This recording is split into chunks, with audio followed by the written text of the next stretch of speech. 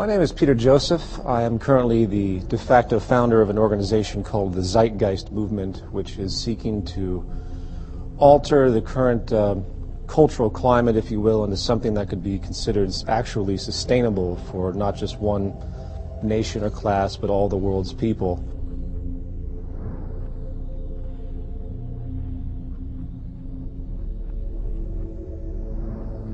We live in a paradigm now where we have society operating on the idea that we can grow infinitely. Therefore, we keep buying and consuming regardless of how many resources we have. This creates a collision course with nature, which the world is figuring out right about now on many levels, that the Earth is essentially a closed system. It took billions of years to create the minerals we have. It took many, many hundreds of millions of years to create the fossil fuels which govern everything we have. And amazingly enough, we've created this system where we're using all of our resources to create the economic growth required to sustain employment and everything else. And simultaneously, we're diminishing our resources at a near exponential rate, it seems, as population continues to grow. And no one seems to understand that it's an absolute clash, and that eventually we're going to run out of pivotal resources, and eventually you're going to see things, I don't know, like the human population start to dwindle down.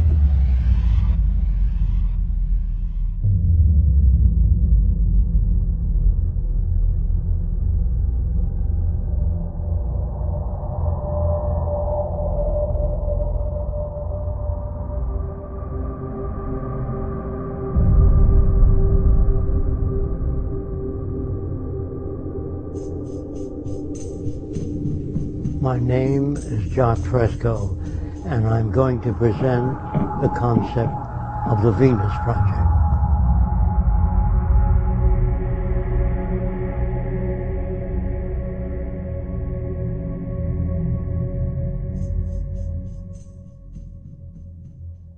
If you don't want war, if you don't want poverty, hunger, unemployment, you have to declare all the Earth's resources as the common heritage of all the world's people.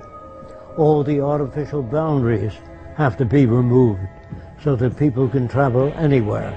It has to be a global society. There are many people that feel, well, let's develop each country. You can't do that, because if the Russians do experiments with nuclear materials and the Chinese, that air goes all over the world. So it's very hard to work independently. So I would say, if you want these things, you have to change the way your society operates.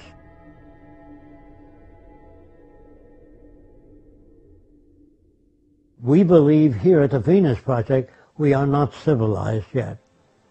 As long as you have armies, navies, prisons, police, we are not civilized. No nation is civilized. Being civilized is an ongoing process. The more we learn, the more we know about the environment and human relations, the more we're able to deal with the problems. If we fail to do that, we won't be able to solve problems. If we go with traditional values, we won't be able to solve problems. All of these pump primers do not work. There's always been wars. The wars have continued to get worse, even though the universities today have the most sophisticated equipment in the science labs, the architectural labs, all the labs, and the wars are getting worse. The explosives are getting worse. Since the atom bomb, the explosive power is much worse. So there's something definitely wrong with all cultures. When I say wrong, I mean that the system doesn't work. Now, to talk about a system that does work is a little foreign to our habits of thought, so I'm going to try to explain how we make decisions. Actually, we don't make decisions, we arrive at them. The only way a real society can operate, period, is in a steady state economy, meaning you don't have the mechanism of constantly needing to do anything other than being sustainable in your everyday living and having society recognize the attributes of sustainability which are required. That's the value system orientation needed to create a stable society. As a brief extension of this, we live in a materialistic culture. We live in a culture that's predicated on inferiority and people thinking that they need more and more and more because of many reasons, because of someone else having more, status-oriented issues, so on and so forth. And that fuels into this mechanism of the growth economy, of getting more and more holidays, people give each other gifts. These are inventions for economics. As long as we use money and the bottom line is profit, then those who control the money are able to make the laws in their favor. And that means that they really don't care about people. They care about wealth, property, and power when that is the main incentive. So when we use a monetary system, there is no justice within this system. There's no making this system equitable. What we need is an entirely new system that we call a resource-based economy.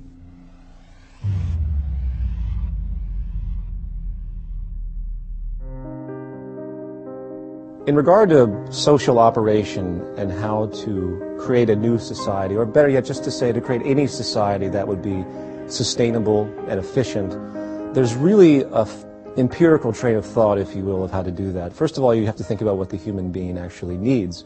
We require resources at the bare minimum. We require food, water, etc., as we all know. Therefore, resources become the most paramount subject. Resources, in fact, should be the foundation of any economic structure. So what do? If you consider that the Earth is a closed, finite system? First thing you have to do is do a survey of the Earth's resources and the carrying capacity of the environment. If you produce a population far in excess of the carrying capacity of the environment, you're going to have trouble. You're going to have malnutrition and all the problems that go with it. So first we have to find out what can each successive environment carry and maintain a population in accordance with the carrying capacity of the Earth, not what I like or somebody else likes or some politician's notions. It has to be based upon the carrying capacity of the Earth. To organize a structure based on the intelligent management of the Earth's resources, you start from essentially the base level of where is everything. So you look at the planet, you say, okay, we have iron ore here, we have petroleum deposits here, if we were using petroleum at that point in time. In the future, hopefully will not be because it's damaging. We have places for great wind energy here. You get the point. We can assess the entire environment of what we currently use based on our technological facilities at that point, and we start to create a structure of analysis, maintenance, and management, and basically monitor and understand what we have. Then we can design the parameters for the new society. Without a survey, we couldn't do that. Survey means physical disabilities, all the known diseases. That tells us how many hospitals we have to build. Of course, the survey would include available materials. Otherwise, if you just sit down and turn out a hospital or turn out a social plan, not based on what you have, not based on what Fresco believes, only statistical evidence.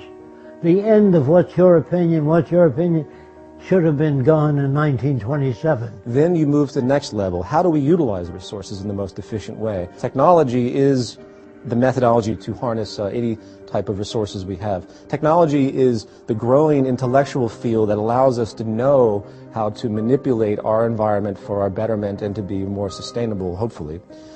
So what we do is we utilize our technical information, and then we analyze the planetary resources. Then we build from the ground up an entire infrastructure, not based on the whims of any type of ideology, capitalist, socialist, fascist, whatever, what have you, communist.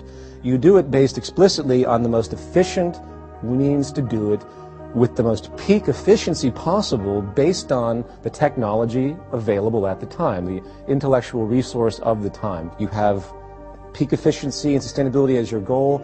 You just simply weigh all parameters when you analyze anything, and then you're going to build a society that is essentially, for lack of a better expression, perfect. It's not perfect at all because things are going to constantly change, but it's the best you can do at that point in time, which I think would be a variance of perfection.